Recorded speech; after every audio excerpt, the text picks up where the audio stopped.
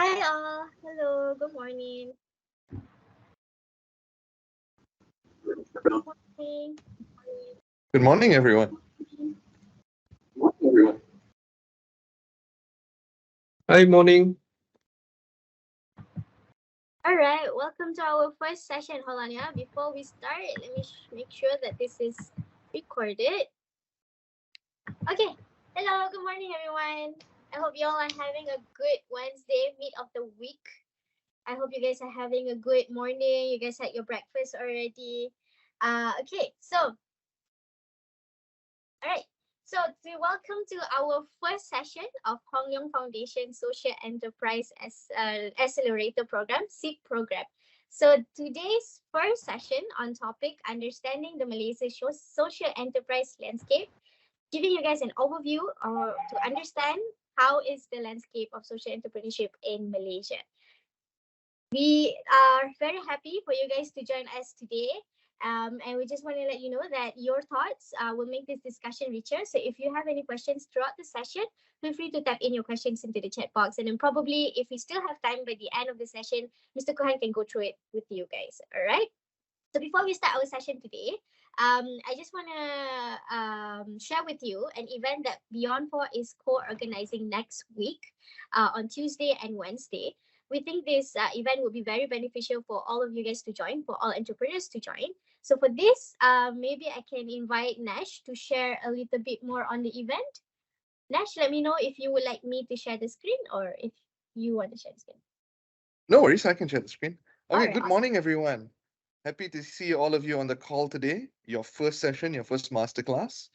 So I'm just going to walk you through an event that Beyond4 is co-organizing next week that we would be happy to invite all of you for. So next week, we'll be having the India-ASEAN Startup Summit. It's a bilateral event featuring government representatives from India as well as Malaysia. And basically, it's a session where startup founders can come and listen to very experienced people. There's a very strong lineup of speakers from the startup as well as from the corporate and government side. In addition to that, there will be breakout sessions, networking sessions, in addition to not potential, but actual booths as part of the session. So there's going to be a lot of startups from India, startups from Malaysia, government agencies. So I think it's a very good opportunity for you to come, really meet some people. There's a significant number of investors that will be attending the event as well. So I think it's a very powerful ecosystem event. The good news I have to share is while the average person who attends this event will have to pay, we actually have a few complimentary tickets for you guys as startup founders underneath the Beyond4 programs. So after this, as soon as I'm done sharing, I'm going to send a link in your WhatsApp group where up to 2 members of your team will be able to register to join this program. If you want an additional member of your team to join, just reach out to me personally and I'll look into giving you an additional seat. But 2 members of your team can sign to join this exclusive event happening next Tuesday and Wednesday. So a very interesting event. Do look it up. And if you're available and interested to find out more about the event, do reach out to me.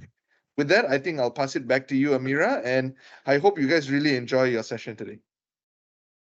All right. Okay. Now let's go to our session today. So the topic today, understanding the Malaysian social entrepreneurship landscape. With us, we have our speaker, Mr. Kohan Pati, the co-founder of Masala Will.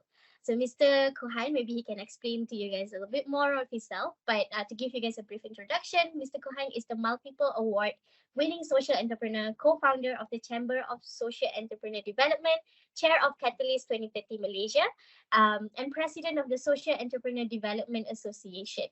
He co-founded the Masala Wheels, an integrated F&B social business to empower underserved communities. So by the end of today's session, we really hope that all of you can develop a foundational understanding of the Malaysian social enterprise sector, including its concept and also its significance. And then also to identify the challenges and opportunities within the social enterprise landscape. All right, so without further ado, I shall pass the floor to Mr. Kohan. All right, thank you, Amira. Okay, so I have about very good morning, everyone. I have about 1.5 hours. We tried to attempt to close it up by 12:30, right? So first thing, I would like to take this as a very casual event because there are about 13 of us in this room, and I prefer to know everyone personally. So let's start first with an introduction. I think Amira has given a very concise introduction of myself, and along the way we will share more and we will speak more. But I also would like to know who are the people in this room so that I can actually understand you better. So I have actually put up a slide so that we can go through what are the details that I would like you to introduce yourself with. And please, pardon me because I will be switching around the screens and we'll be able to meet one another. Okay, all right.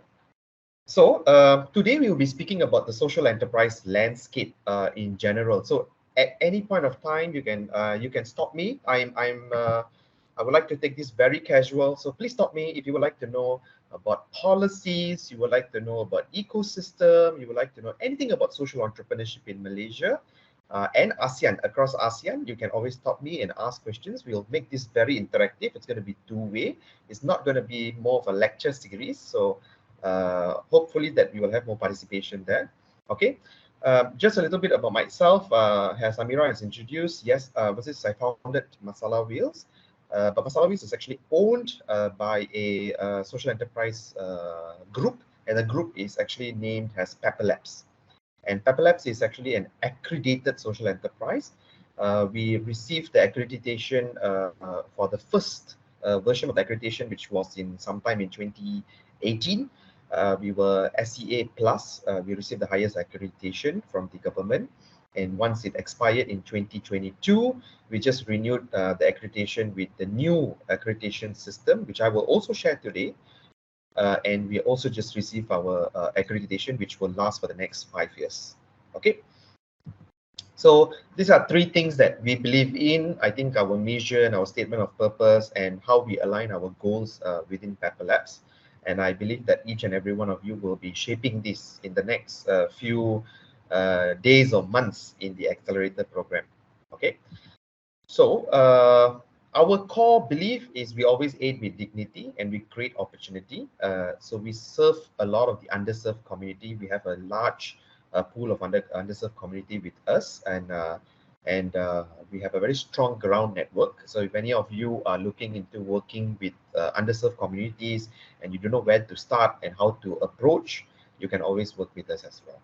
Okay, so now it's time to know each and every one of you. Let's start with this. I would like to know your name and what is your social enterprise name if you already have it.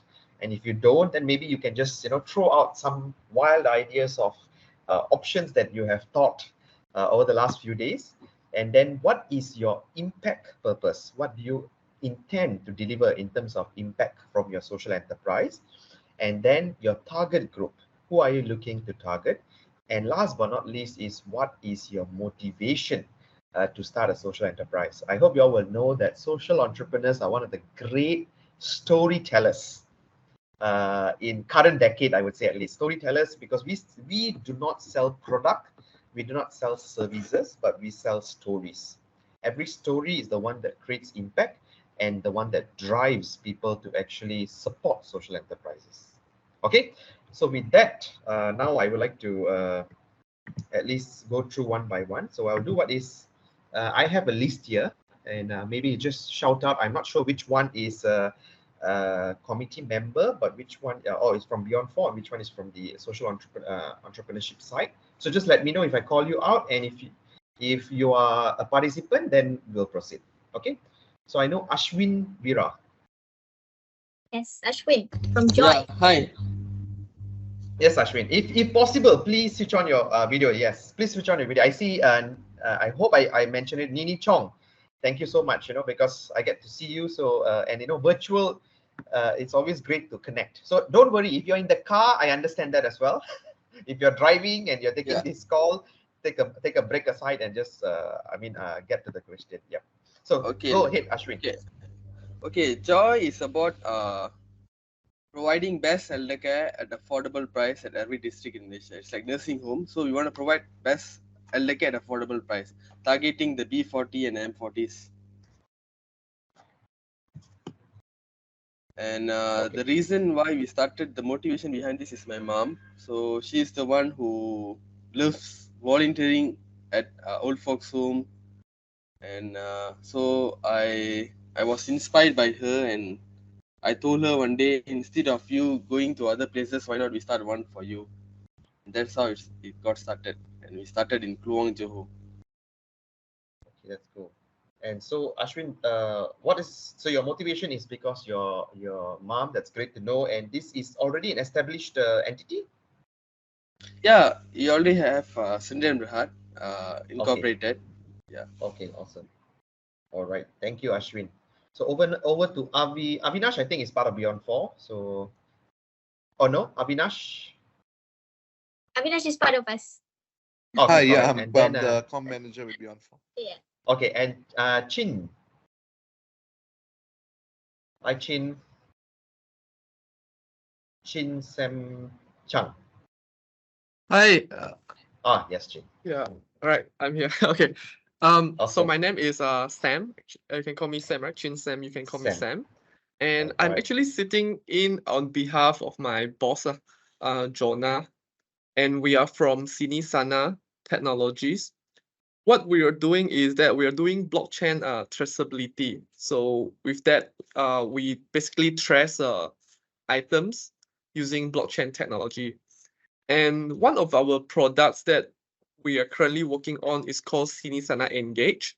And that product we are targeting the product is actually to ensure fair wages for workers in for example in different sectors such as manufacturing, plantations, things like that.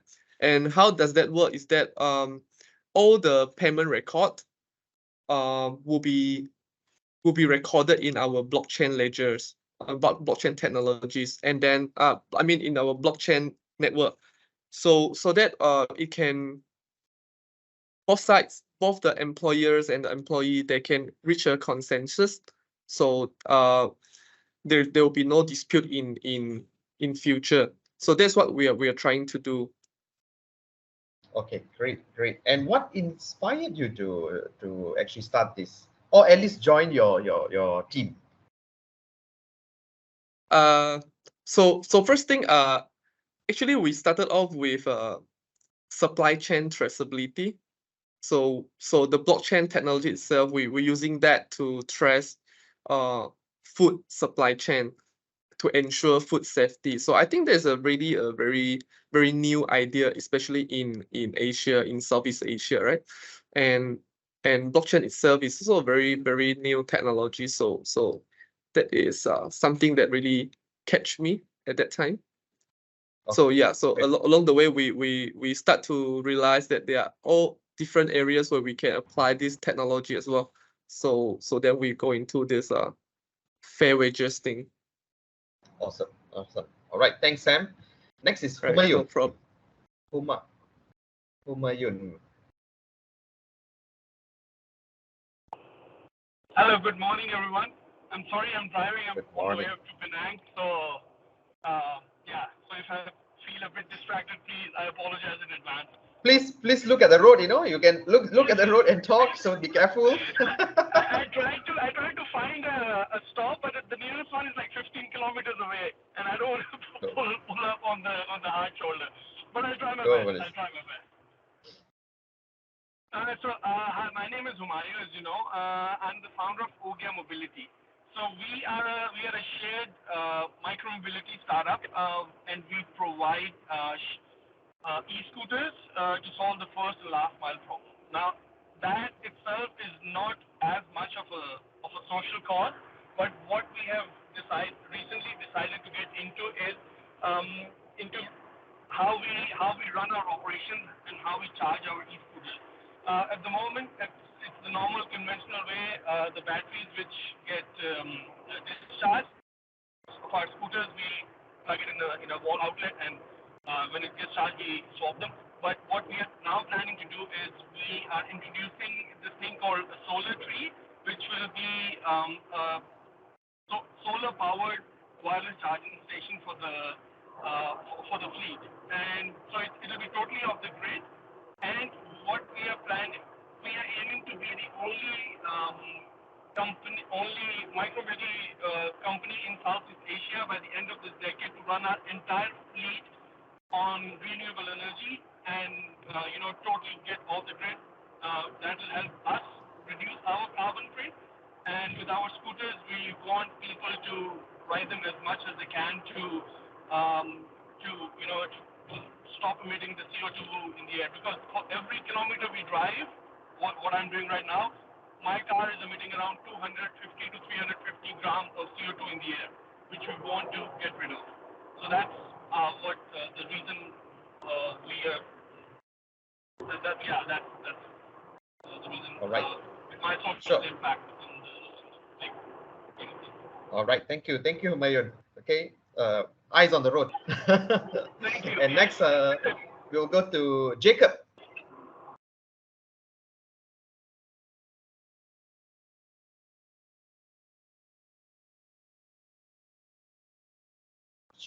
Jacob, I see has Jacob around. Jacob, is your mic and camera working already? I think he's having a bit of a difficulty with his mic and Okay. camera. Maybe we can move on. Yep. Okay. Then we'll go to Nini.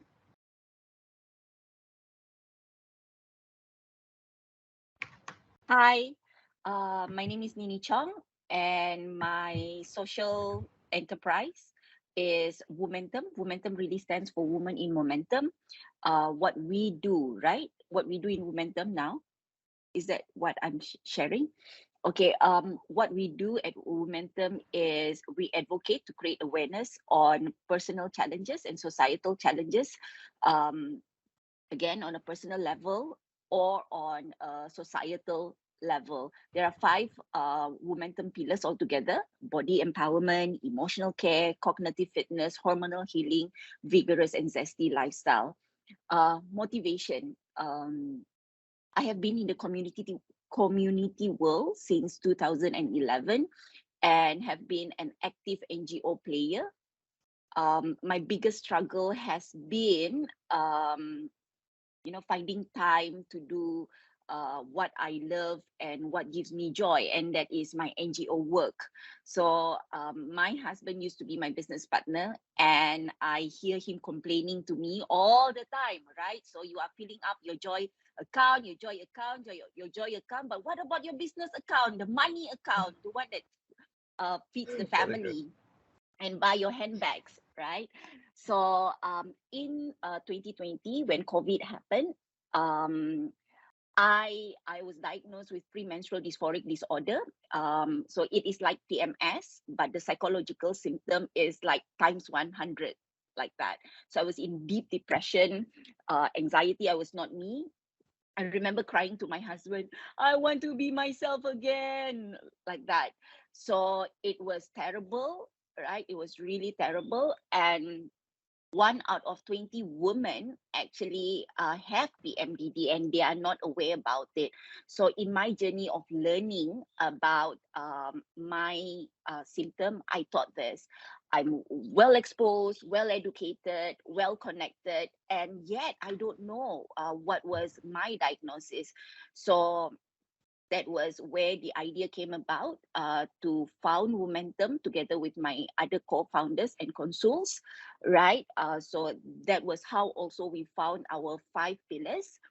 And we thought that rather than we learn about these personal challenges and societal challenges, which most of the time is taboo to speak about in Malaysia and in Asian countries especially, why not we learn together? So yeah, that is the motivation behind Womentum. Great. Thank you so much, Nini. And next we have, I think Rashmi must be part of Beyond 4, or no, Either Rashmi or Riven. Rash. Yeah, Rashmi or Raven. TJ, you want to get this or? All right. Sure. So hi everyone. My name is Revan, but most people call me TJ, just the initials of my name, Taijie. I'm part of the founder for WOLT. So WOLT is basically an education-based social enterprise.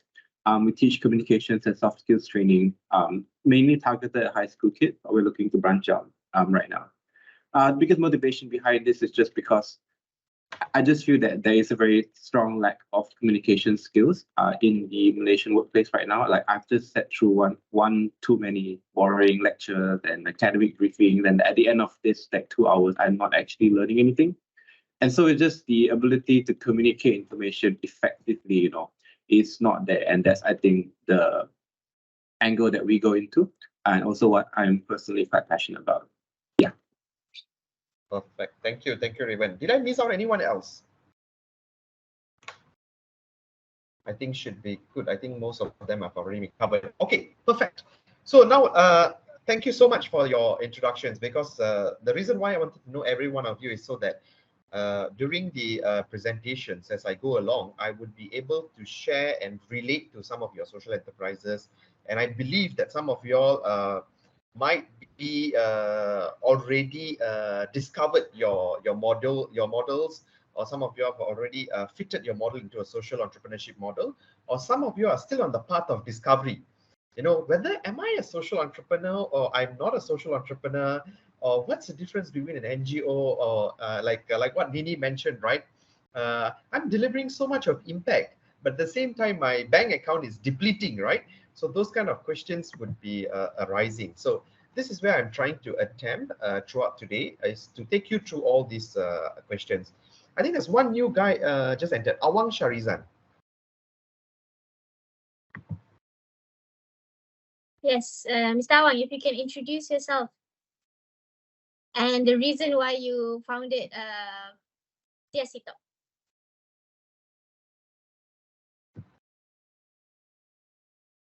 Sorry, I just came in. Yes, so Yes, if you Awang. can introduce yourself, Mr. Awang. Hi everyone. My name is Awang Sharizan bin Awang Ubaka. I'm from SeAP. We are based in Malacca. We have the SeAP Sign Language Academy. We are providing SeAP Sign Language augmented reality flashcard to learn the sign language easy, fast, fun, and effective. Great, thank you, Awang. Okay, all right. Now we will jump straight into some of the parts that we need to understand here, right? So feel free at any point of time. I can't see the screen where all of y'all are there. So if you have any questions, just shout out. Don't worry. I mean, I don't want to make this very formal. Just shout out and I'll stop, and then I'll switch the screen, because today, unfortunately, I'm using a single screen. Okay. So the first thing I want to try to set here is the types of sectors that we have in social entrepreneurship, right? Now, at any point of time till today, we always, from the time we started in 2015 up to today, we still have one common problem. And the common problem is people always misconstrue social enterprise as an NGO. And people can't understand. Why? Because when you tell you're a social enterprise, and when you say that you charge for your services, then they will say you're a business. But at the same time, you say, no, I'm not a business, but I'm actually a social enterprise delivering impact. And then they'll say, oh, impact, then you're an NGO. Now, the beauty of social enterprise is that it's actually a hybrid model. And the first thing is to educate. So if you see in Malaysia, when we started this context of social enterprise, we started sometime in 2015 by Magic. And the first thing that they did was they said that the first milestone to achieve for this ecosystem is to educate people and to raise awareness. Now, what are the factors of shift, right? And this is very important for you to understand. Now, non-profit. Today, as we speak, a lot of NGOs have started to adopt a social enterprise model. Now, why is it so? Now, number one is because if you see NGO, they are very good in terms of their grassroots network. They are very good in terms of delivering impact, and they are able to draw a very good crowd of volunteers. However, when we speak about the sustainability of an NGO, it's actually quite tough, because every year they have to either wait for some sort of a contribution, some sort of a CSR contribution, or they have to actually go and apply for grants. Now, this makes the impact not sustainable.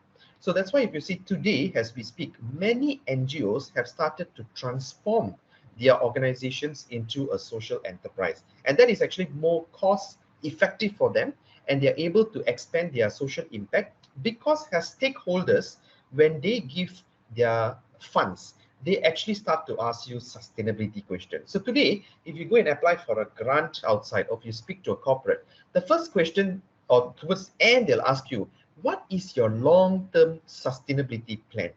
That means if I'm going to give you a grant of maybe 100 grant, and I'm going to say that, this is the impact that you want to deliver, but what if next year I am not going to give you the 100K, but what are you going to do to extend your impact?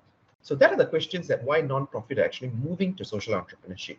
Now, when we look about for-profit, now for-profit, I'm sure many of you have started to hear this buzzword. People like to call it as a buzzword called ESG, environment, social, and governance. And today, a lot of perks or a lot of benefits have started coming from ESG. Even the banking sector has started to look into the adoption of ESG in corporates. So that is the reason why for-profit, they realize that if we are going to go for advanced profiteering, or we are going to go into a business that is only looking at delivering profits for the shareholders, then that business is not going to be viable, because the market is already shifting. It's already a paradigm shift that is going towards an economy where we are looking at a shared economic system. So that's why you see a lot of for-profit organizations have started to shift themselves into a social entrepreneurship model. Now, for instance, I think I saw Humayun, right? When we talk about renewable companies, when we talk about mobility, right? In Malaysia, when we talk about mobility, there are a lot of organizations looking at mobility. And these startups are actually looking into a last mile mobility. They're looking into renewable energies. But I'm sure many of you would have heard of some social enterprises who actually focus on renewable energy. And some businesses also do renewable energy. But when you look at the growth of these two businesses, the social enterprises actually grow much faster, because along the lines of renewable or decarbonization, they also introduce environmental impact and also social impact into their business model. So what happens is there's a shared economy model that they have developed. Now, if you're wondering, how do I actually model my current business or my non-profit into a social enterprise model, don't worry. The upcoming slides, we will talk about it. And also I'll open the floor so you can ask questions so that I can also help you to see how we can model it towards that. Now, last but not least is government. I'm not sure how many of you might have looked into the reason. Yes. Do you mind if, sorry, I'm interrupting, but I yes, just want to ask, right? Yes. Will we be getting these slides later, or should I be taking notes? You will be getting a copy of the slides as well. All right, awesome. Thank you so much. No problem. Okay. All right. Now, government. When we speak about government, right? Today, the Malaysian government, for the last 8 years of advocacy that we have done, the Malaysian government have actually recognized social enterprises as a delivery partner. So now if you're asking, what is the shift of me working as a social enterprise as compared to a for-profit organization? Last year itself, almost 20 million ringgit was actually allocated, or it was carved out, at least 20 million ringgit was carved out as a social procurement system. And in this case, what happens is that the government actually supports social enterprises when it comes to procurement within the ministry. And why are they doing that is because, number one is there's a lot of transparency and also accountability. So when it comes to governance sector, social enterprises have very strong governance, and that's why government have started to introduce social enterprises as a delivery mechanism. So if there's a takeaway that you think that, what else can I do to read more about this when it comes to government sector, right? Recently, we had the 12th Malaysian Plan Review session, right? And that was called the midterm review. If you go back to the midterm review, you download the document from the website or from Google. Just Google up a 12th Malaysian Plan midterm review. The one quick thing you can do is just Control F social enterprise. And you will realize a lot of efforts that we have put in to ensure that the government recognizes social enterprise as a partner. So you're no longer just an entity that is receiving funds, but you're now a partner which also looks at systems change.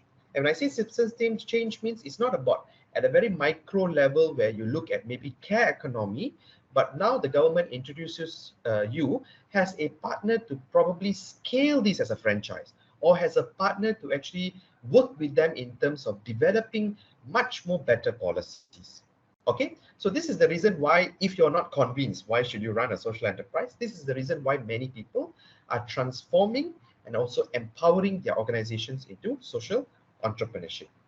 Now, this slide actually helps you to explain to people. So if someone asks you, and the common question they always ask you, right? Are you for profit or you're non-profit? And then you say that I'm actually in the middle of both worlds. And then they can't just, they can't wrap their minds around it, because they feel that if you're taking money, you're for profit. If you're delivering impact, you're non-profit. And this is where you actually share a social entrepreneurship model is actually a hybrid model that allows for profit to work systematically to deliver impact with much more greater accountability. And that's where the social enterprise model comes in. And at the same time, when we look at government actually works much more better with social enterprises, because in this sense, they are able to actually convince public in terms of their delivery mechanism. So that's why if you're able to see where does a social enterprise fit in, it actually fits into in this tricycle, it fits in the middle.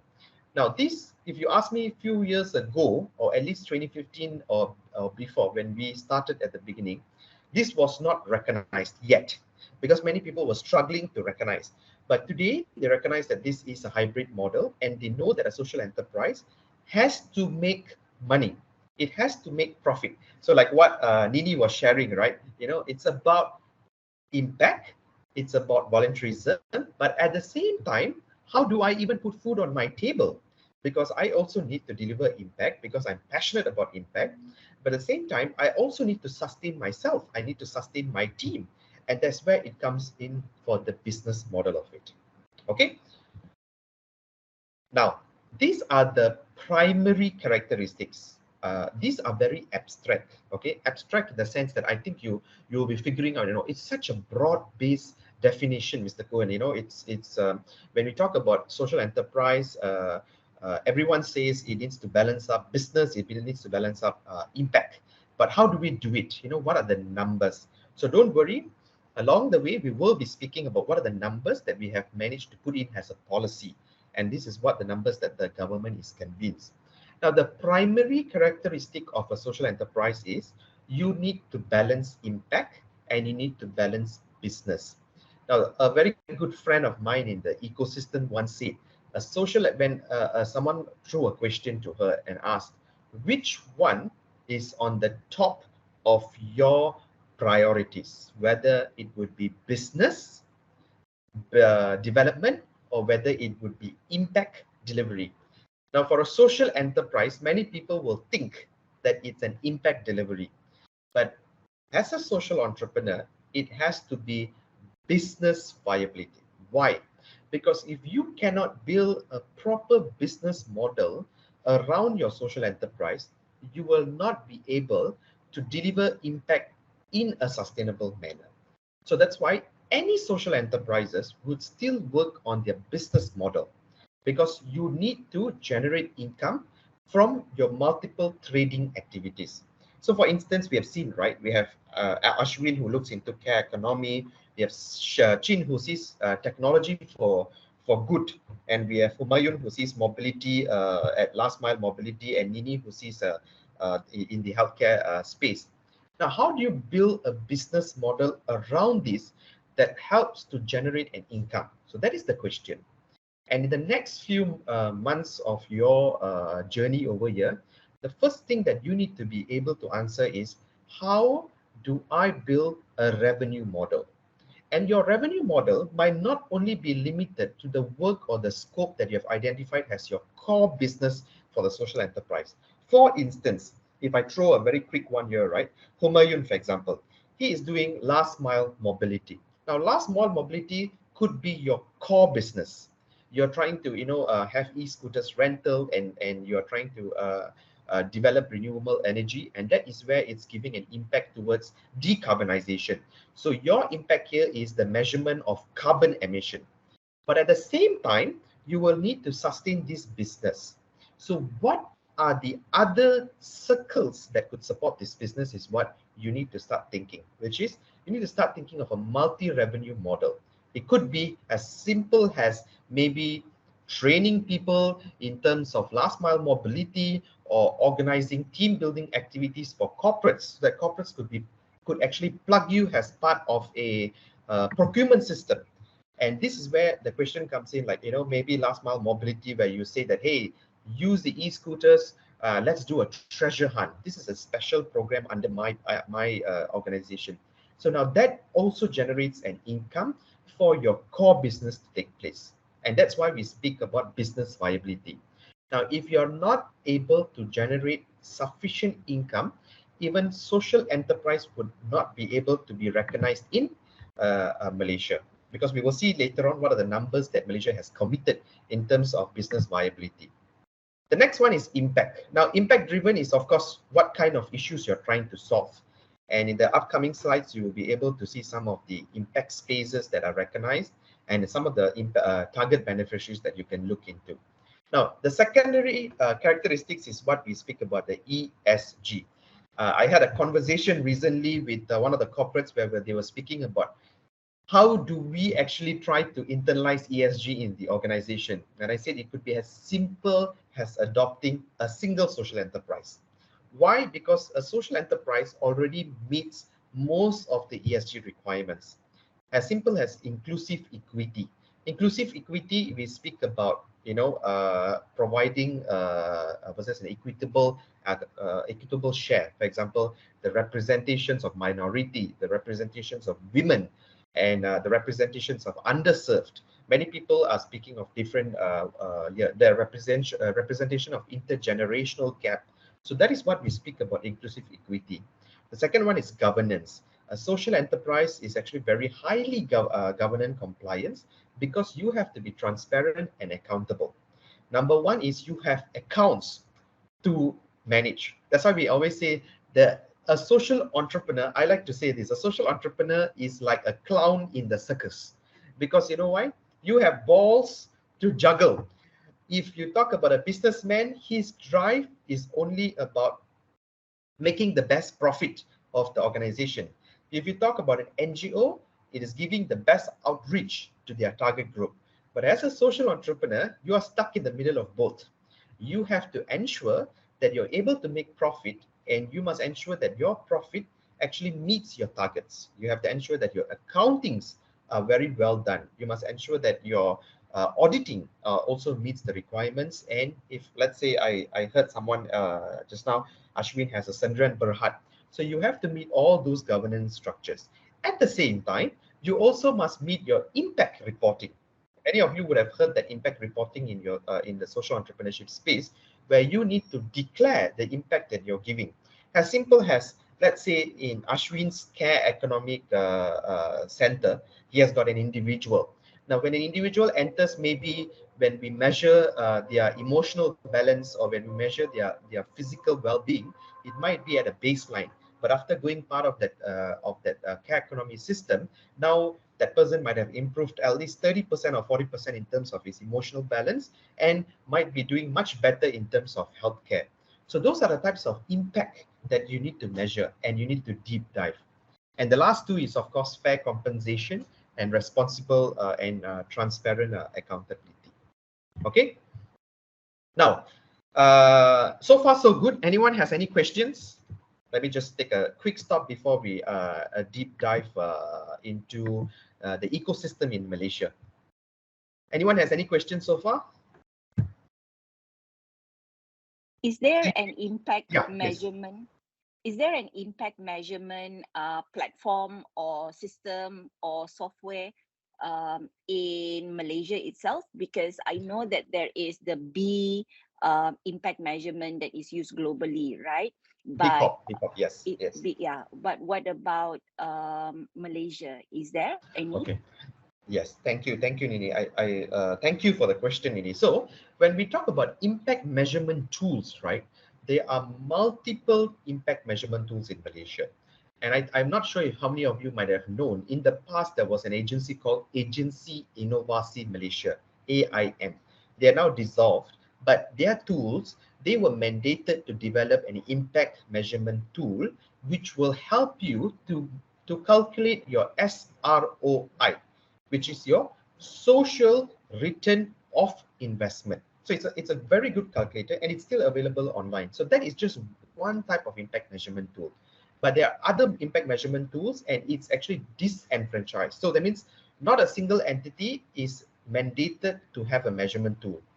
But in Malaysia, the government has also introduced a measurement metrics. If you go to the website of KUSKOP, or the Kementerian Usahawan and Koperasi, they also have an Excel for impact measurement. Okay, now this is the impact measurement mechanism. How do I measure impact? It helps you to deep dive, because sometimes you do not know how to measure impact, because it could be as simple as how many people you have trained. Okay, how many classes have you conducted? For example, in the education space, right? TJ said education. So how many students have you trained? How many modules have you conducted? How many hours have you invested? Now, these are very high level impact measurement. These kind of tools that are available will help you to deep dive. What other areas can you measure? So now that is the impact measurement tool. Now, as Nini mentioned, the B Corp is called a certification body. Now, B Corp is actually a certification body that says, hey, you know what? Nini Social Enterprise has conducted an impact measurement, and this impact measurement is meeting the regulatories or the certification requirements of B Corp. And then they will award you the B Corp status.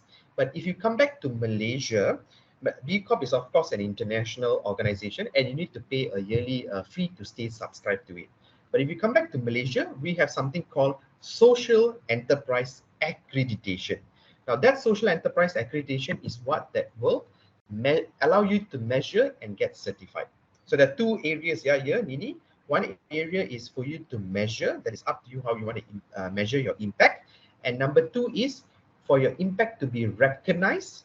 It could be either through B Corp or it could be through the Malaysian Social Enterprise Accreditation System. Okay, sounds good. All right. The first one that you mentioned just now, that previously it was under AIM, right? Yes. Now, and then you said that now it can still be used. What is that name again? Okay, you can just, so for example, if you Google, you just have to Google for Agensi Inovasi Malaysia Impact Measurement Tool. Or you Google for Impact Measurement Tool by Malaysia, you will see a lot of impact measurement tools. For example, Magic last time also dissolved.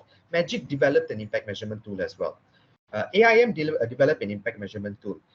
If you want another impact measurement tool, there is also available in the current website of KUSKOP. Now, if you can't find all this, then you just reach out to Amira, and I will give you an impact measurement tool as well. Okay, awesome. Perfect. Thank you. No problem. So Humayun, yes. Yeah, hi.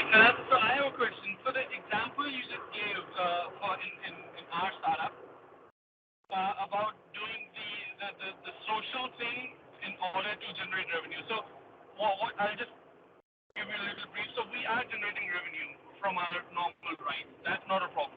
So if we try to I do this like we go to a corporate and say let's do 1 day of no car for your staff, and so that will be our social impact or social play for what we are trying to do.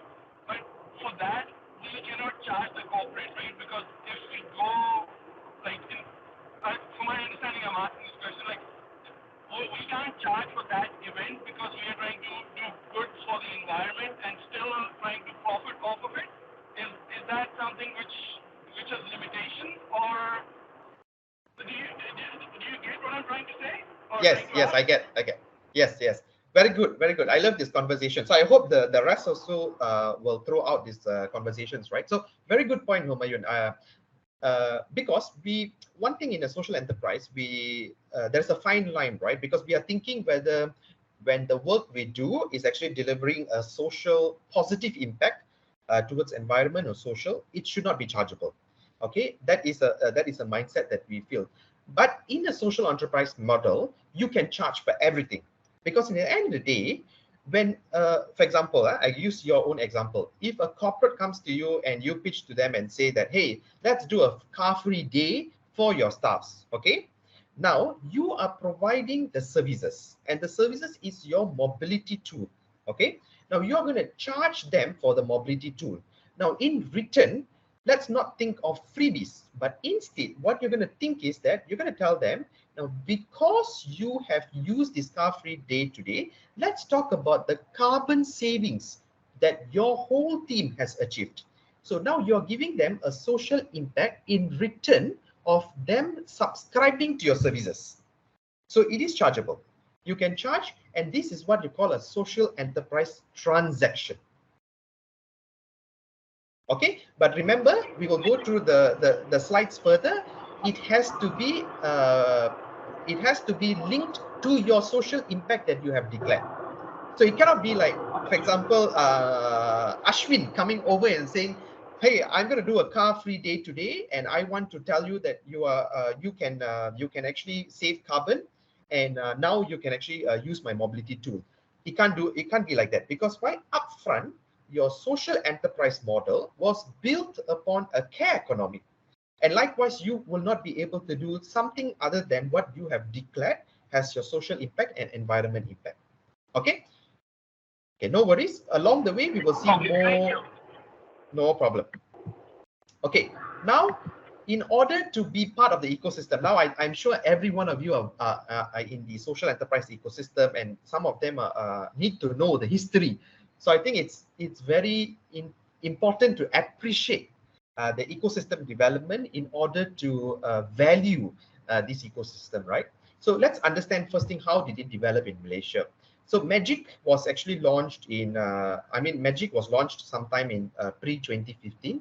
And then they came up with the first social enterprise blueprint, which is called MSEB, Malaysian Social Enterprise Blueprint, for 3 years, 2015 to 2018. Okay, and they administered the ecosystem development till about 2018. Now, when MIDEC came over, that was when the government changed. MIDEC, which is the Ministry of Entrepreneur and Cooperative Development, came over. They launched something called Dasar Keusahawanan Negara, or it is also known as the National Entrepreneurship Policy.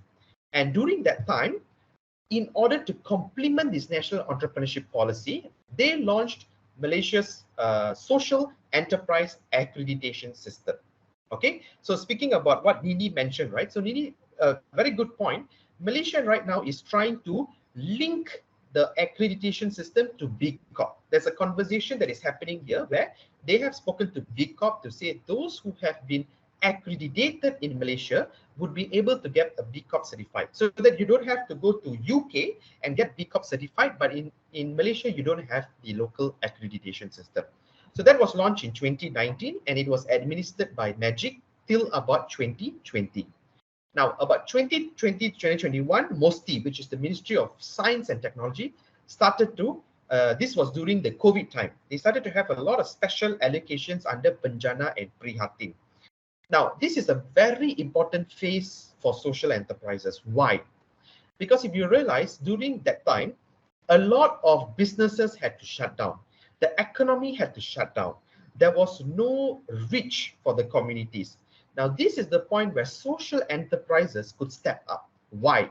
Social enterprises were hybrid model.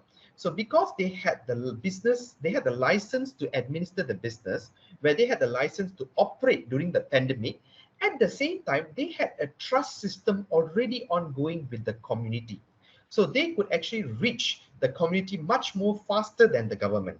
So then what happened was, in 2020, 2021, during COVID, during the entire national lockdown, the government started to partner with social enterprises so that they could actually work or access the community much more better. So that was the turning point where social enterprises were seen as a strategic partner to the government. Okay, and then what happened was the Ministry of Entrepreneur then came up and said, let's launch a new blueprint, because when 2018 blueprint has expired, there was no plan for the social enterprise ecosystem. So now they've launched a blueprint that will take us through up to 2030, up to all the way to 2030. So in that case, from 2022, MIDEC has now administered the ecosystem development okay, with the social enterprise action plan. So if you're going to be part of this social enterprise ecosystem, you must read this action plan. Today, I will share with you some of the action plan items there, but this is what outlines the journey. There are not many people in this journey, but at least you can actually benefit from this journey, okay? And then in 2023, MIDAC reopened. That means the Ministry of Entrepreneurship reopened the social enterprise accreditation system. And now they said that, now this is where the interesting part comes.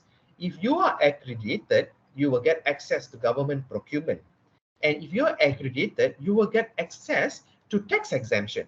So tax exemption is very important because a lot of social enterprises are delivering impact, generating income, but you end up paying a lot of tax. So now the government says, because you are struggling in this hybrid model, now we are going to credit you.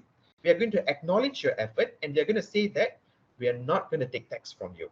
Now that is where the win situation for a social enterprise model. Now, if you're looking at the budget that has been allocated for this ecosystem, we only started about 10 million in 2018. And today, we stand about 40 million. That is almost quadruple budget allocated for the development of the ecosystem. So this is the evolution of the ecosystem in Malaysia.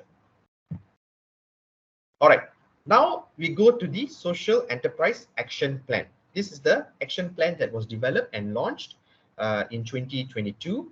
And the biggest question in Malaysia is, how do you define a social enterprise? I think for many, many years, we were struggling because every single country across the world has got a social enterprise movement, but all of them would define social enterprises differently. Now, some of them would call it as a social and solidarity economy. Some of them will call it as a social enterprise. Some of them will call it as an impact enterprise, and some would actually go much more broader and call it as a social innovation. So all these terms were there and it was coined. So then what we did was we requested for a standardized definition of social enterprise. So today, social enterprise is defined as an entity registered under a written law in Malaysia. What does it mean by a written law in Malaysia? Now, the common questions I always get is, I actually would like to run a social enterprise, but I'm registered as an enterprise. Yes, you can. I'm registered as a PLT. Yes, you can. I'm registered as a Sendirian Berhad. Yes, you can. And what else are the other types of entities I can use? You can still use an NGO as well. If you're registered under the Registration of Societies, which is an NGO, you can also be a social enterprise. And if you're registered under a Cooperative Act, you can also be a social enterprise, as long as it's an entity registered under a written law in Malaysia. Now, very important if you look is the 4 elements they have defined here. It must be purpose-driven. That means you must have a purpose, whether it's going to be care economy, whether it's going to be healthcare, whether it's going to be mobility, or whether it's going to be education, or whether it's going to be education for the challenged community. It has to be purpose-driven. Number 2, this is the new added definition, or we would say the new added element into social enterprises, which is financially viable business. Why is this very important? Is because over the past few years, we realized that social enterprises were not able to develop a viable business. That means they were not able to have a business that would generate a lot of revenue. At the same time, that revenue is used to sustain their work. So what happened was we realized that a lot of social enterprises started working towards obtaining grants. Now, when they obtained grants, these grants started to become once off. So there was no viable business element around it because there was no trading activities happening. So that's why they added that. And the last 2, of course, is about your social and environment, or social or environment, and it must be a positive impact. Okay. Now, these are the purposes for social entrepreneurship. Many people would be wondering, if you still do not have an idea of how your social enterprise is going to be termed, because, for example, I can see here Sam. Sam has got a technology company. Now, a technology company which is going to work on a technology for good element, right? And of course, you'll be wondering, how do I actually now I'm a technology company. I'm coined as a startup, and I've always been technology oriented. But now when we speak about social enterprise, how do I now try to create a model which would be a social enterprise and spin that off as an part of an entity of my technology company? And how can I term that as a technology for good, right? So these are the types of purposes for social entrepreneurship. Number one, it could be as simple as improving social inclusion. I think this is what Awang is doing, where you want everyone to be included in the society. So you are giving them sign languages education. And then you have, of course, TJ, you're doing education for all. And then social equality is where women, women representation. You see many social enterprises now working on gender equality issues. You want to create a social impact, so you're working on gender equality, maybe running accelerated programs that helps people understand the importance of gender equality in organizations. And so there's a lot of, I think many of you might have heard about Epic Homes. They are looking into affordable housing, food sufficiency. We look at a lot of social enterprises who are working on F&B sector like Ibupreneur. Ibupreneur is also another social enterprise. Picha Eats is a social enterprise. Masala Wheels is working on food sufficiency. Healthcare for all, you would have heard about Thrive Well. Thrive Well is looking at mental health. So that is a healthcare social enterprise. And so. There are many social enterprises that are available. And if you Google up, you would be able to see some of their interesting models. Now, target groups. That's why today when I started, the first question I had was, what is your impact, which is the purpose that we just covered? What purpose am I trying to do? And the second thing is who you're trying to target. Because one thing we realize is social enterprises, they struggle to know who they want to target. They end up targeting everyone. So end up targeting everyone in Malaysia, right? This is my target group. That's my target group. So they lose the sight of impact because they don't know which is their target group. So a very quick one that the government has assisted many people here is they try to help you understand who do you want to target. So for example, if we talk about Pepper Labs, for instance, Pepper Labs is looking at poor and hardcore individuals. So we are looking at poor and hardcore individuals who fall under the low economic bracket. And we also target a group of micro entrepreneurs who are earning lesser than the economic requirement. So we help them to thrive. So the other areas that you can see, a lot of people are working with the indigenous people, which is Orang Asli. It could be either through farming, sustainable tourism, and what's this? Even education when it comes to access of equal education or access of energy security. Okay. And victims of natural disaster. If you see recently, a social enterprise from Kedah, NAS Kids, they just ran accelerator program or a very micro accelerator program to help volunteers to prepare for natural disaster. So that is another social enterprise model here, because we know that in Malaysia, because of climate change issues, we are actually seeing a lot of flood happening. And that flood mitigation, the government is working on the infrastructure. But how do you work in terms of preparing people to be of great assistance? So that is an economy like care economy. This is another type of economy that you're trying to create. Okay, so I'm going to stop there for now. I'm just going to, I think most of you have already done this, where you try to fit the definition into your existing social enterprises. So you know your social enterprise, you know your impact purpose, and you also know your target group. So what I'm going to do now is I'm going to open back the floor for y'all to ask me questions so that I can take a break for a while. So each of you must ask one question. So it's like a scoring, it's a scoring matrix.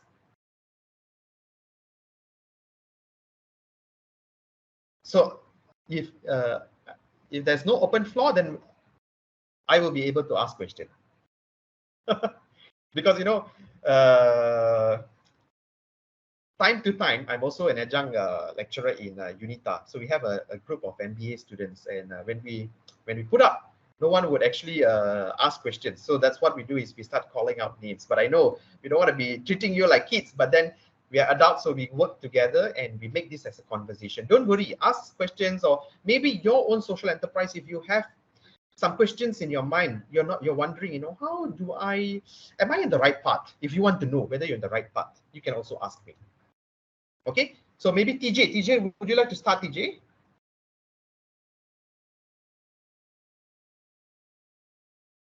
Hi, sorry, I've been put on the spot here. Yes, TJ. Because education is very important. Yeah. I don't really have a specific question in mind. Did you ask one? No, so just any questions if you would like to ask about so far what we have covered, and are you clear about your social enterprise model, or do you have any questions about expanding your model that you want to ask me?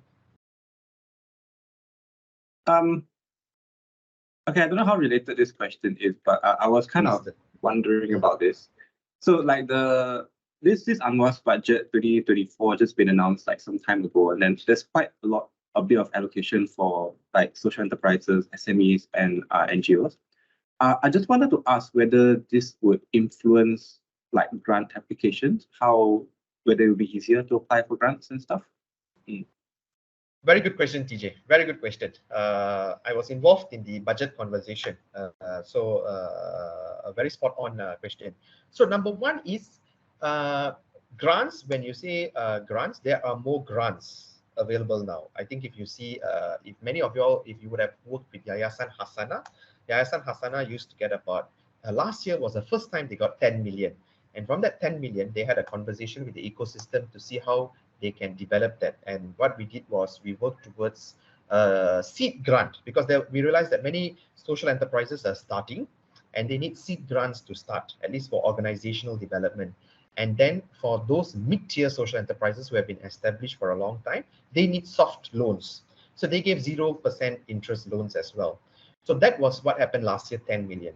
Now this year, the government increased it now. So there's about 15 million ringgit worth of grants under Yayasan Hasana.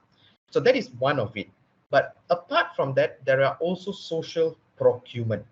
So if any of you all have not started your accreditation, it's good to start, because under the social procurement, there is also a huge amount, because one thing here is we are trying to shift the mindset of social enterprises, where if you're starting, go for grants, because you know why? You are not known yet. You need to build your base. So go for grants, apply grants, and build your organizational development.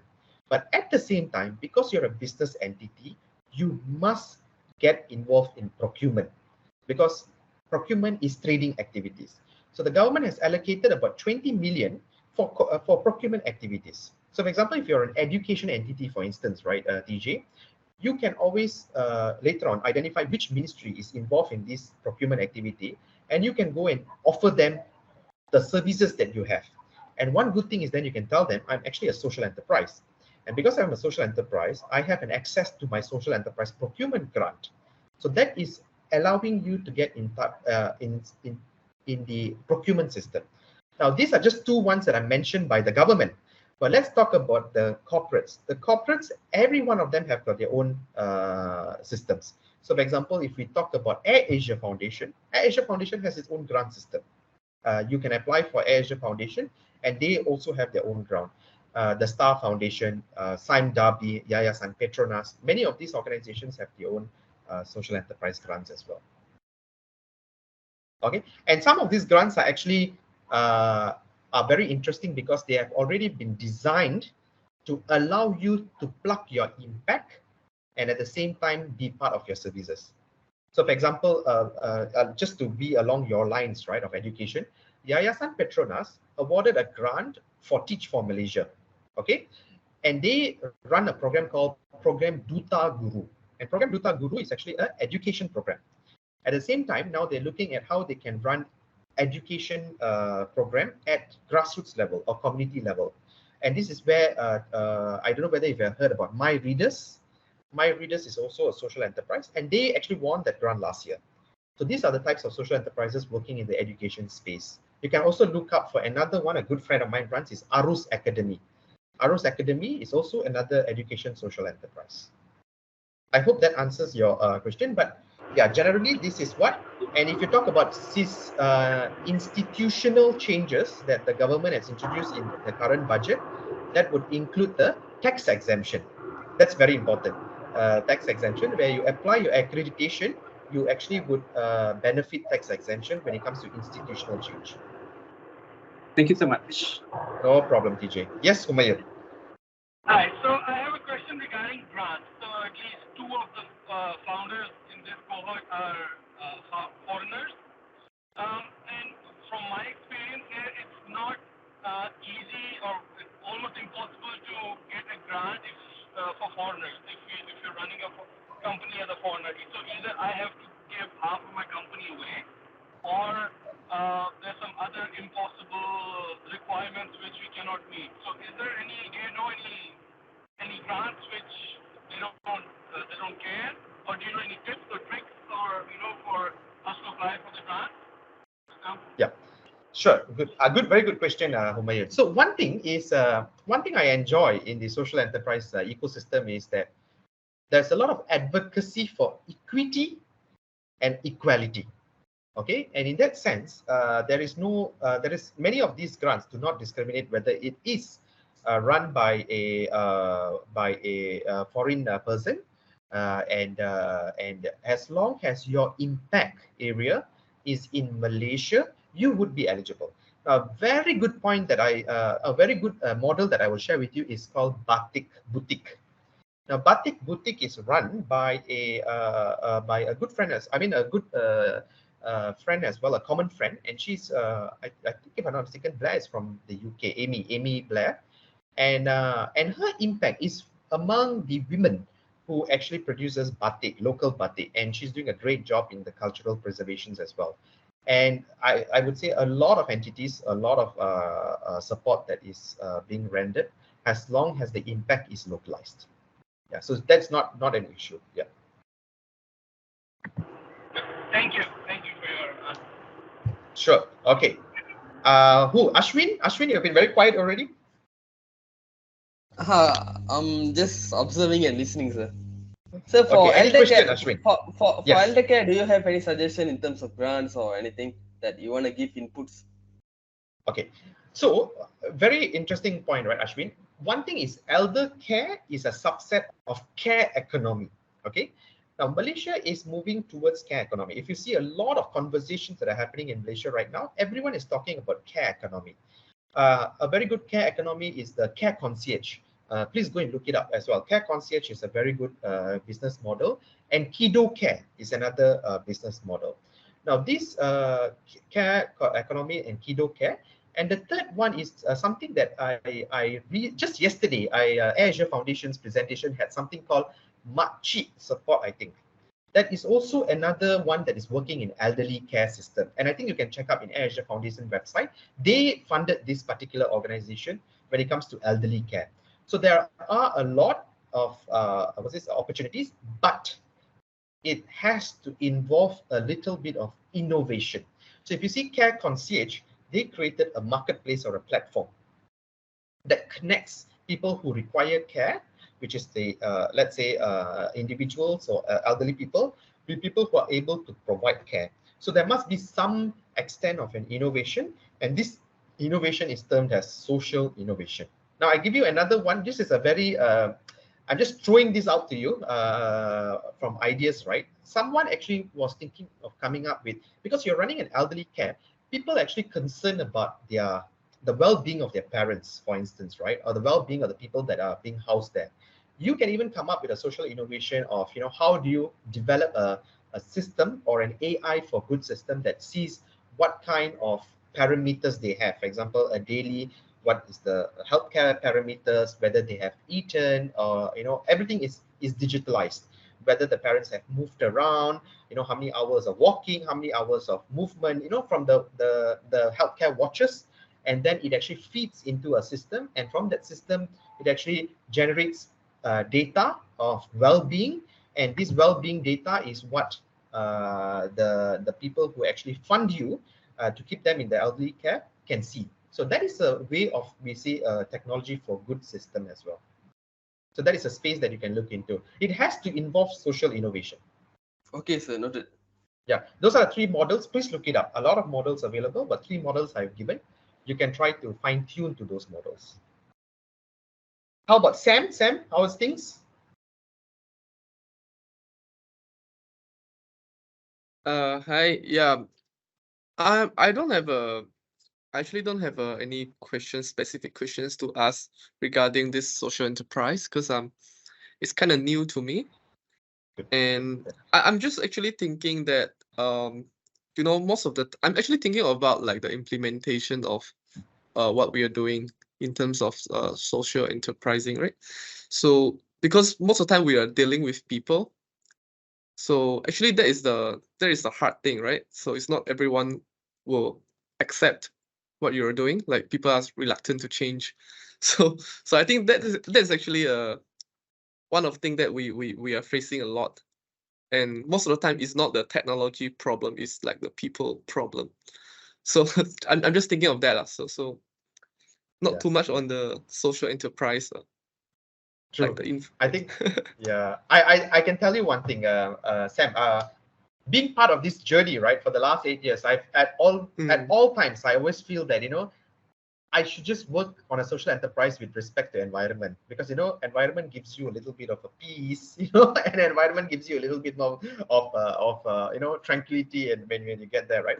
But yeah, it is an upward struggle for when you work with people, right? And the last 8 years has not been easy. A social enterprise working for people, you always it's a double-edged sword. At the same time, it will be very rewarding. It will be very rewarding because change is inevitable, but change is progressive. Right, so it's very gradual. It's very gradual, and that's why you're on the right path right now. Social entrepreneurs are great storytellers.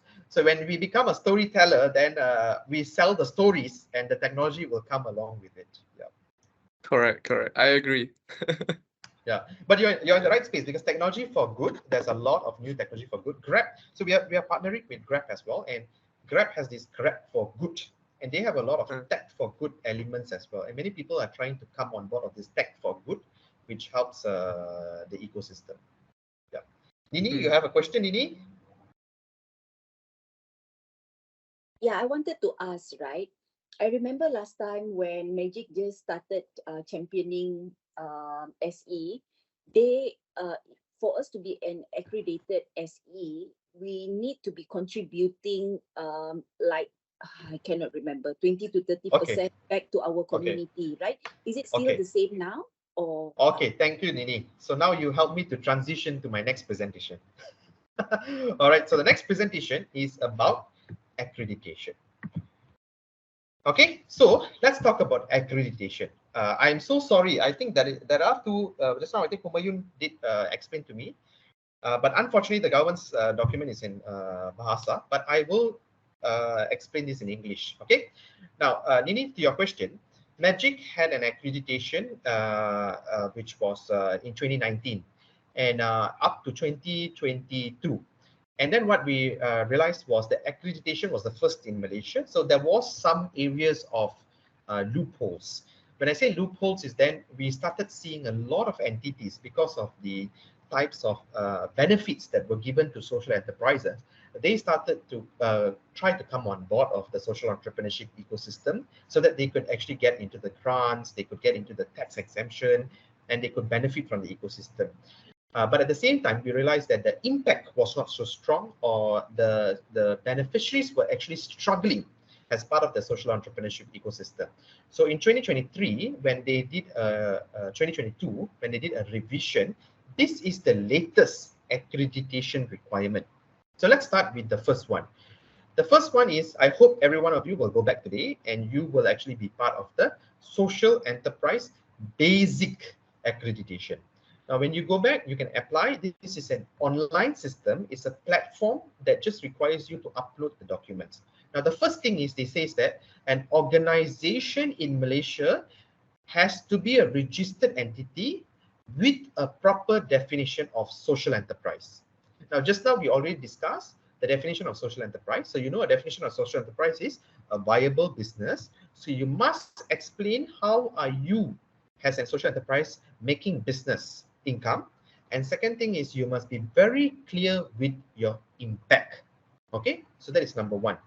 Number two is, it has to be registered. It can be an enterprise, can be a PLT, can be a Sendirian Berhad, can even be an NGO, or can even be a corporasi. Okay. The third thing, it says that you must have been in operation for at least 6 months. So many of y'all might be very new. So, or if you already have an organization that has been working for a long time in this same impact space and you're looking to convert that, you can actually use those experience as well. You just need to explain to the in that system, or because you just need to upload a document. So you can explain to them why do you feel that you would have met this 6 months eligibility. Okay. The next one, it says that you must be driven to solve a environment and social problem. Okay, driven in this sense is a very broad base, right? Because you'll be asking, how do I measure driven? So that comes up from your own declaration. For example, it could be your website, it could be a business model, it could be your company profile, which says what are the measures you're taking in order to be driven to solve this problem. So for example, if you're talking about healthcare, you must tell what are the types of initiatives or strategic initiatives that you're going to devise under your social enterprise to solve or address that healthcare problem. Okay. And the next one is, we already spoke about, you must have a very clear target group. So you cannot have a very broad base. So some people will say that, my social enterprise today is to help provide economic empowerment for Malaysians. So that is a very broad-based subject, right? Or target beneficiary, because Malaysians could be anyone.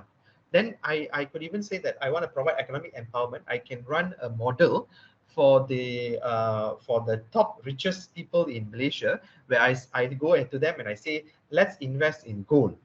And when we say invest in gold, because why invest in gold? So that this will be your future when you retire. So I'm helping the aging community. So that's why they're very clear here. You have to say who is your target group, and that target group must fall within the impacted communities. So it could be socially impacted communities, it must be disadvantaged youths, or it could be those who are just out of prison. So those kind of target groups you must explain. Okay. And the next one, it says that at least, this is where it comes back to Nini's question, at least 30%, of your income must come from business activities. This is very important. That means, let's say if you're a starting social enterprise, most likely you will be receiving grants. So let's say if you're telling me that I have generated income, and I've been generated income of 10,000 ringgit. Okay, 7,000 ringgit could have come from grants, but at least 3,000 ringgit must have come from trading activities.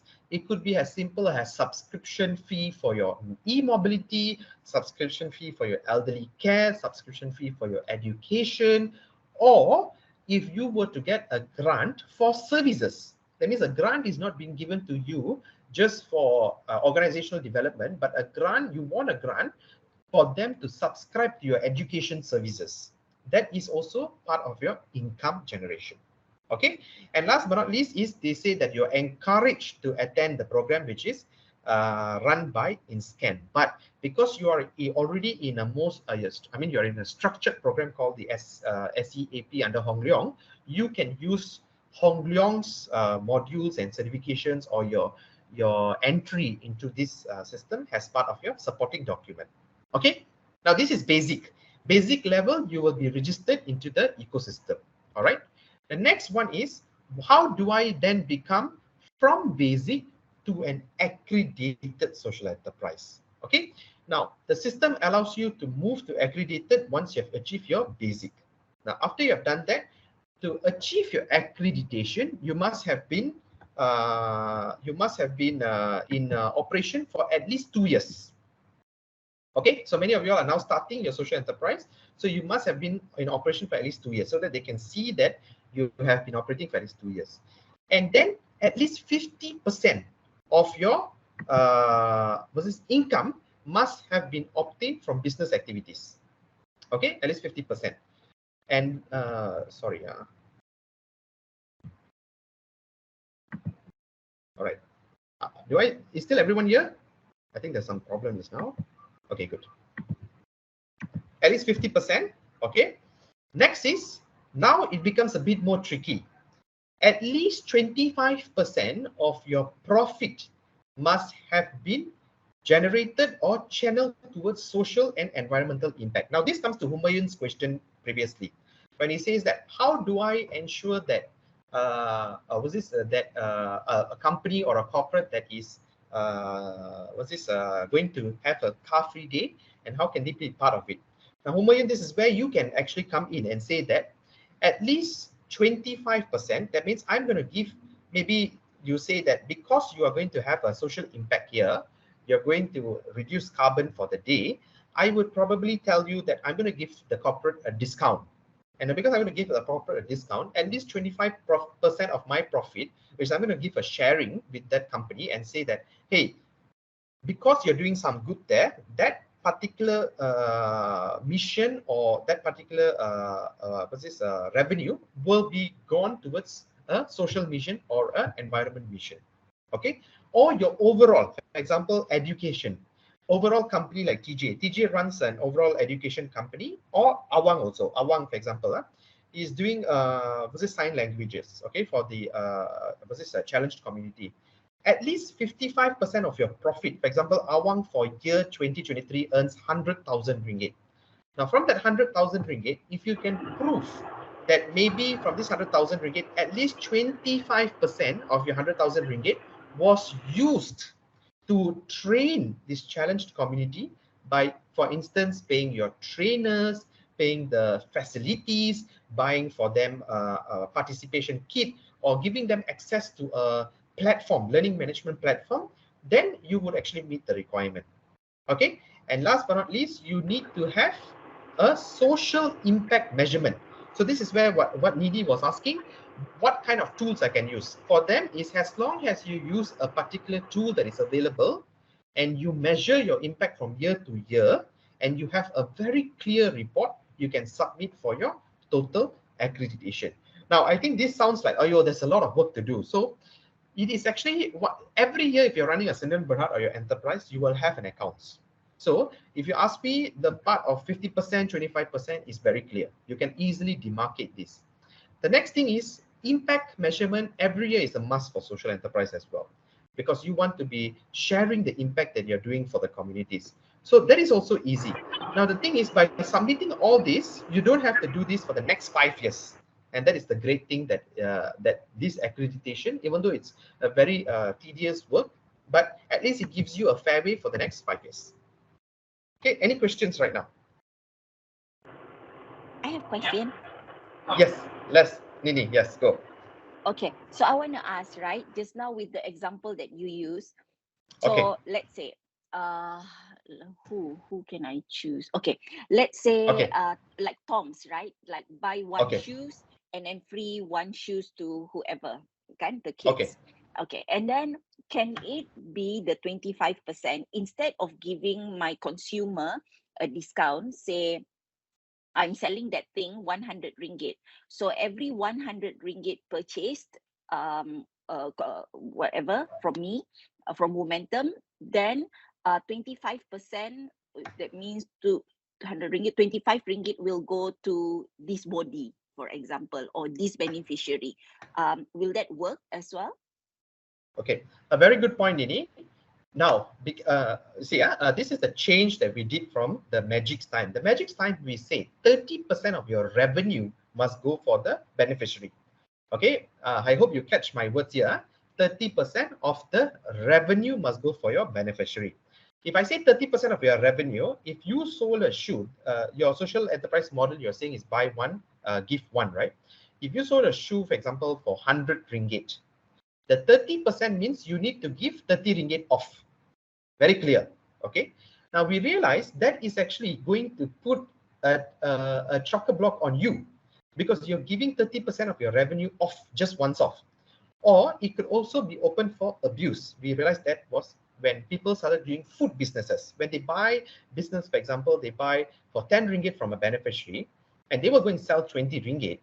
But the beneficiary is actually forking out most of the costs, because they only have to pay, you pay them 10 ringgit, but from that 10 ringgit, they have to pay gas, they have to pay people, they have to pay manpower, they have to pay everything. So their profit is very low. So if you realize now, it is stated as 25% of profit. So if 25% of profit, now do you need to give 25 ringgit? You actually don't have to give 25 ringgit. Why? Because 100 ringgit is your shoe. Okay. How much is the cost of running that shoe? So you can say, now the cost of running this is, I need to pay Nini's salary, I need to pay Nini's staff salary, I need to pay the cost of the product, and then you deduct everything, and then it comes up 60 ringgit is the cost. Okay, now 60 ringgit is the cost, your profit here now is 40 ringgit. Now only 25%, that means 10 ringgit of this can go for a good cause. So it is much more reasonable, because we also realize that the profit sector helps the social enterprise to thrive, because we don't want social enterprises to be struggling, because end of the day, the pie becomes very small. Running a business is already a struggle, and now you tell them that, hey, 30% of your revenue must go upfront, so they will be struggling. So what we say now, fine. You minus all your costs, and from your profit, at least 25% of your profit must go towards the social costs. Okay, clear? Super. Yeah, so that's why your accountant plays a very important role here. Your accountant has to actually, first thing, identify revenue. Second layer, identify cost. Third layer, identify what was your gross profit. Then identify what's your net profit. And then from the net profit, at least 25% should have been brought. Okay, next is who? Humayun, yes. No, actually, thank you. You already answered what I wanted to ask, so all good. Thank you. Yeah, renewable energy. A lot of people, it's very interesting in renewable sector, because a lot of people are doing solar installations for, we call it as a last mile solar installation. There was a struggle in the beginning for the government to find the way to accredit, because solar companies, there are companies which are social enterprise, but at the same time, there are companies like startups. And there are some companies which are corporate already, corporate level. And in this case, how social enterprises did what was, they said that solar installation would, or renewable energy, at least 25% of my profit from this renewable energy would actually be catered towards providing equal access of energy. Because you see, in Malaysia, or at least in the world, we have this trilemma on energy. Energy security is an issue, energy affordability is an issue. Okay, so this is where social enterprises can try to solve affordability. So for example, for you will be mobility, last mile mobility. You need to find a way to solve the last mile mobility. Okay, any questions so far from the rest? Yeah. Okay, now we will go to the last mile. Okay, today a lot of social enterprise already. Okay, so this was a. I have a question. Ashin Yes, here. please. Yes, please, Ashok. Okay, for elder care like us, right? Why do we need to go for accreditation? What if we don't go for accreditation? What are the cons? Okay, all right. Number one is, if you ask me, right, benefits of accreditation. Benefits of accreditation is that, okay, you are in elderly care. Okay, elderly care. If you look at a micro level, elderly care would be a business that maybe you are very localized. Very localized business means you might be in Kluang, Johor today, and you might say that, okay, in Kluang, Johor, I have an elderly care, and I might have about 10 to 15 people. Now, if you're looking at a scalability wise, that means, now how do I scale my elderly care? I think some of you might have heard at least in Australia, for example, elderly care is a national franchise kind of system. Okay, so now you might ask me then, okay, what do I do? Now I'm in Kluang, Johor, but why is accreditation important? Number one is you will then be recognized, because there's so many elderly care in Malaysia, but you might become the elderly care, which is a social enterprise, which tells that your impact in your elderly care is measured.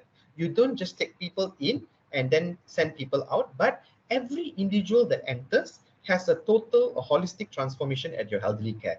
That is number one. Number two is, of course, then you are recognized to be part of a national procurement system. Not a national procurement system, there are many other perks, because let's say if you feel like, Ashwin, at one point of time, I want to go to Air Asia Foundation and I want to speak to Air Asia Foundation and say that I have got a social innovation I want them to fund.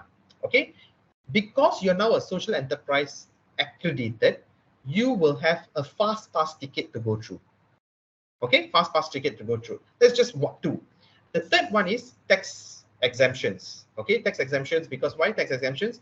You have an income that you're generating, and then you want to have a tax exemption for the income. Now, apart from that, now what if Sari Ashwin decides that I want to do my elderly care to be a model, which is a franchise model replicable throughout the nation? That means, let's say in PJ, someone who wants to open an elderly care says that I want to now open Ashwin Care.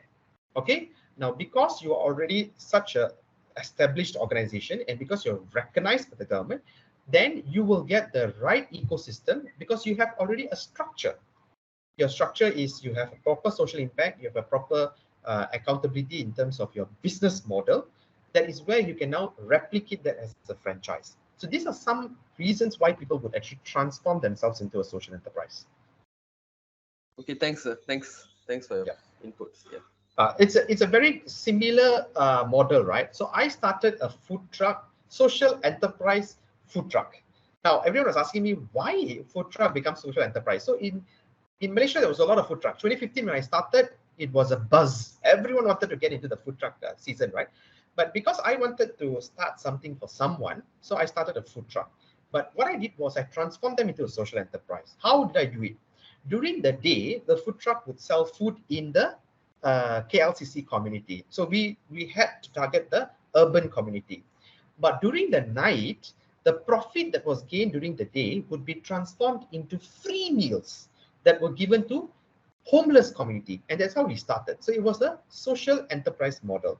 And what we gained out of it, of course, we started with recognition, we started scaling. Now we have our own F&B outlet. F&B outlet became an F&B franchise. F&B franchise became a cloud kitchen.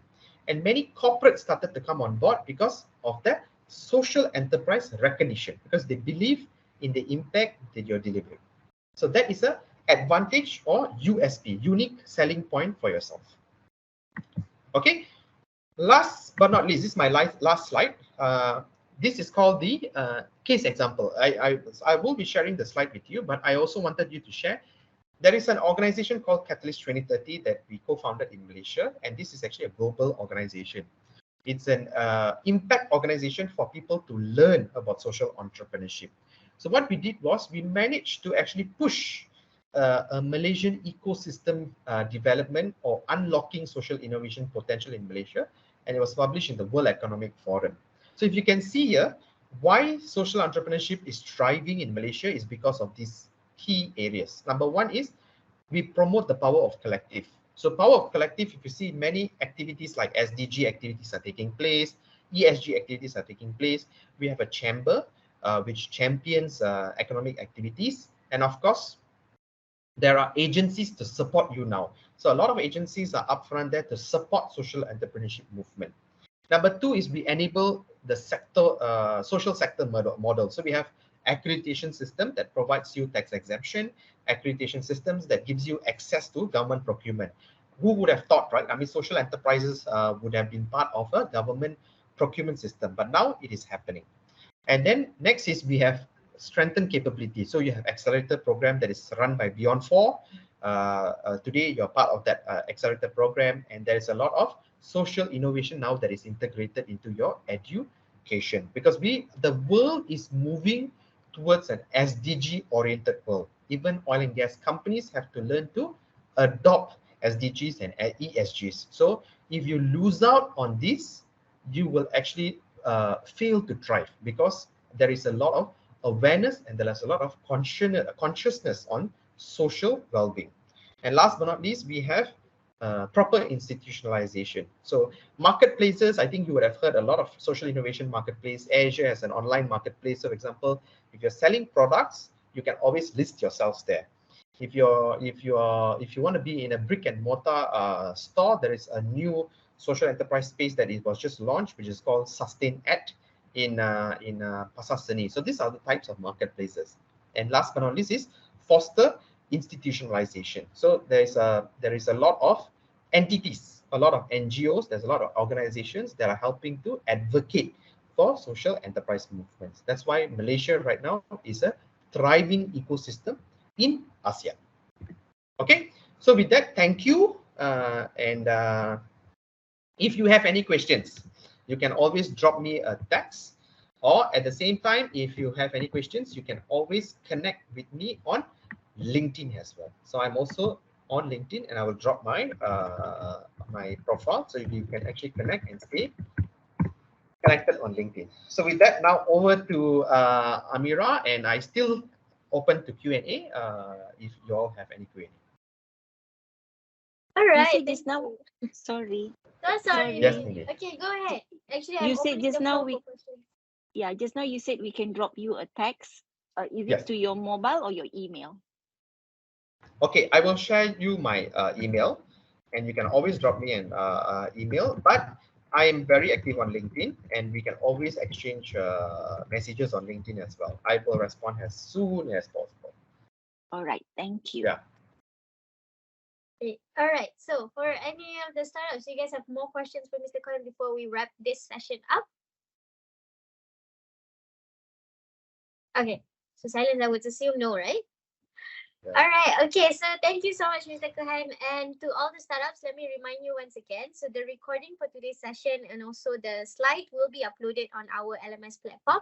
So we are in the midst of switching from an old LMS to a new one. So that took us a bit extra time. But I will assure you that it can be, I think it should be ready by next week. So I will onboard you on the platform next week, and all the resources, the templates, all are available on the LMS. All right. So as we finish today's session on understanding the Malaysian social landscape, the social enterprise landscape, big thank you to everyone for taking part for today's session. Thank you for making time out of your busy schedule to join our session today. Your engagement and your input today has been fantastic as well. And I hope you guys can carry on whatever that you plan for today's session in your own startup. So moving on, throughout the whole program, we are going to go in depth into everything that Mr. Cohen has explained just now. And I hope I can see you guys on our next masterclass. So our next masterclass will be tomorrow, yeah, guys. Our masterclass and also our mentor sharing. So looking forward for that session. Thank you so much, Mr. Cohen. Thank you so much, startups. Thank you. Have a good day. Bye-bye.